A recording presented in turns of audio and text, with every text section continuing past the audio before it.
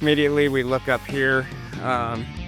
More than likely, the wind probably caused this. Again, the wind starts getting up under there.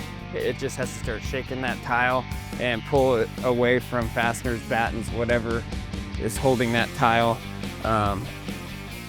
In this case, it does look like they didn't nail this top course.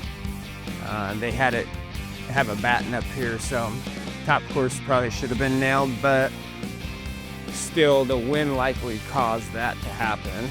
Usually that counter flashing will hold that tile down on that batten well enough where you don't see that sort of thing.